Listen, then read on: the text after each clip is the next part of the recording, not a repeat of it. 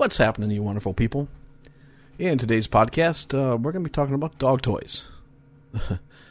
That thing that we get our dogs to make them happy. That thing that we spend money on right and left. That thing that they just love to destroy. Dog toys. There's many dog toys on the market. You have your rubber style toy. You have your fluffy, furry style toys. You have your plastic toys. You have your toys that fall into that bone style, hooves, pig's ears, etc. That type of I will call a toy that keeps them occupied. So let's start out with the plastic / rubber toys. First off, I don't give my dogs any toys. I've got a Weimaraner whose name is Odin, and he's what you call a hoarder.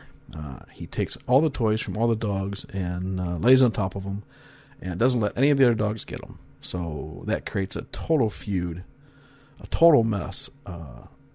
Anytime I've gotten him toys in the past. So because of him, the bad apple in the group, I just don't give him any toys. But I do give them something, and I'll get to that here a little bit later. But the plastic rubber toys,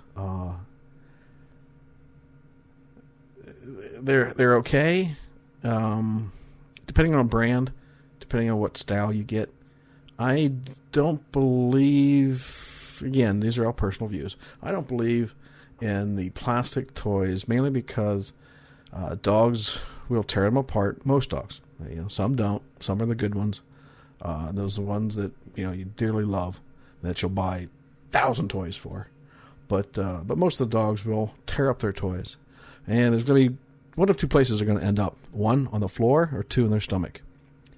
So the plastic and rubber, as you know, does not digest, and hopefully it just doesn't sit in their stomach for, ever, or it does pass. And if the pieces are large enough, well, unfortunately, if they do pass, they can cause bleeding, cutting, and all types of damage. If they are too large and they don't get, and they swallow them, or try to swallow them, get lodged in their throat, well, then we have a whole nother problem on our hands. So that's the main reason I don't give the plastic rubber toys to dogs. Now, there is a brand out there that I do believe in, that I have given in the past, and has lasted quite some time. It's the Kong brand of toys. They are definitely one of the best withstanding toys out there in the market. They are hard rubber. Most of their toys are hard rubber that I recommend. The rubber balls that they make, and the kind of like a bell-shaped Kong, the original. I do recommend both of those. Of course, they've also come out with other Kong toys, like their tennis ball covered toys, which again, my dog should absolutely destroy. So, I don't get those either. So let's go on to the next one. Let's go on to the fluffy toys. The fluffy toys.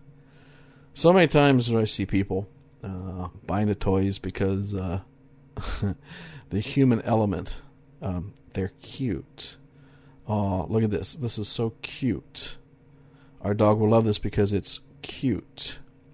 Yeah, well, unfortunately, dogs don't have emotions like that. Their emotion is that it's a toy. It's something fun to play with. It gives them joy for a short moment of time. It gives you joy to watch them play with it, and give you a timeout from them. They're playing with a toy while you get to do something for your brief moment in your life. So yeah, the fluffy toys are fluffy toys. Companies make them very inexpensively. You can go to most pet stores and pick them up for a couple bucks. Usually that $2 to $3 sale item is there on the end cap or in the mid aisle as you're walking by. Inexpensive, cheap, and that's the reason they make them inexpensive and cheap, because they know that your dog's going to get a hold of it, and within 3 minutes it's going to be totally ripped apart and torn up in the middle of the floor.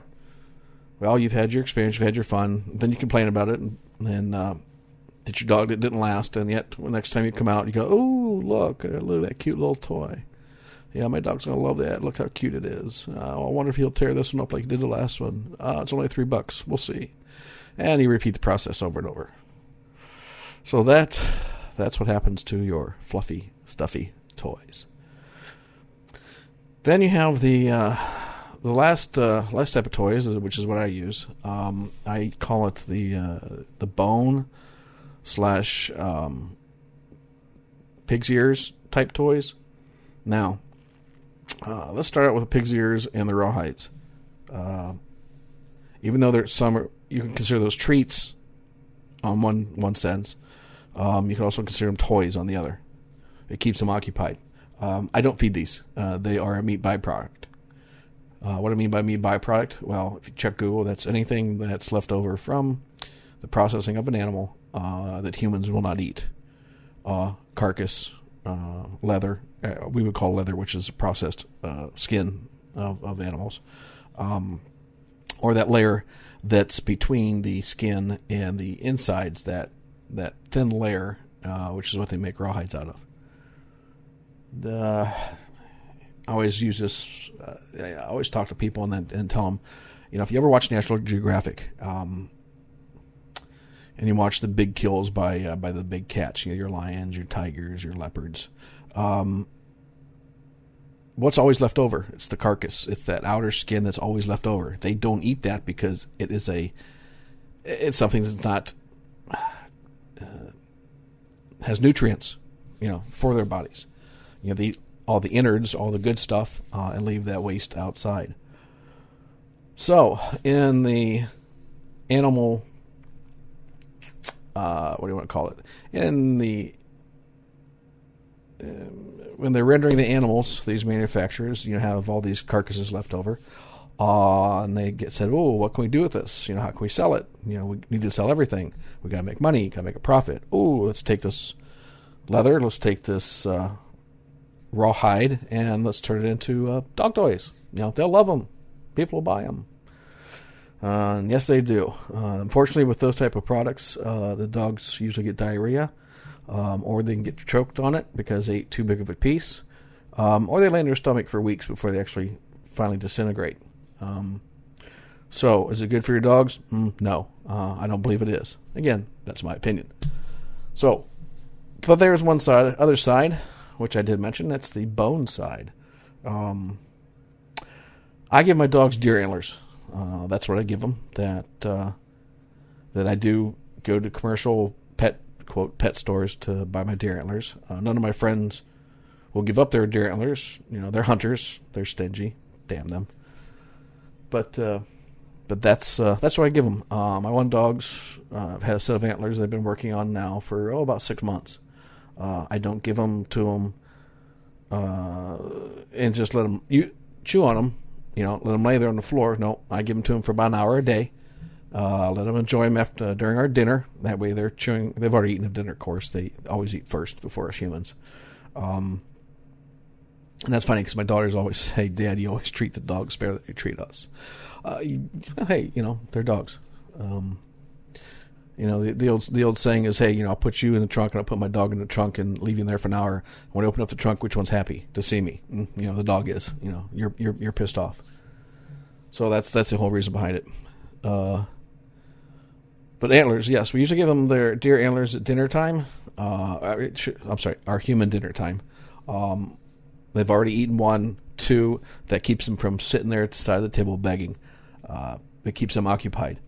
Because you've given them something, you give them something to do, they chew on them, and that's always good for about an hour. That gives us enough time, a break from them, to sit down, eat dinner, enjoy it without being bothered, and getting all the dishes cleaned up and put away.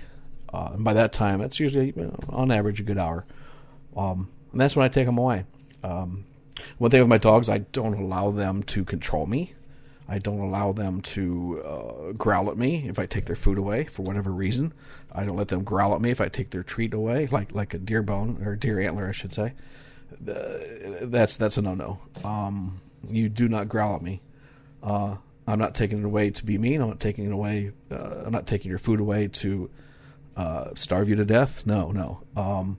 I could be taking your food away because one of the other dogs is circling you, and I see a fight getting ready to come on. And if I don't take that food away, there's this nasty fight going to happen because he wants to get your food. So that would be the only reason I would take this food away. And always, of course, it's just a brief moment until it settles down and I get you two separated. But the bones, I do take away after about an hour. They don't need them after that. They've enjoyed them. They've been out of, quote, our hair. And it's given us a break from them. So I will take them away and sit on top of the refrigerator. And they understand that. They've gotten used to the routine. Best thing you can do for a dog. Get them in a routine. Get them on a schedule. Do that same schedule every day. Once you do that same schedule every day, do the same thing every single time, the same way, and everybody's on board. Your wife, your kids, your dog babysitters. Get them all on the same page of what you do and how you do it. The dog will be the best dog you've ever owned. That's it. Let's call it. That's what I do for dog toys. Appreciate you listening. This is Steve Bacon, stevebacon.com. Appreciate it. Peace out.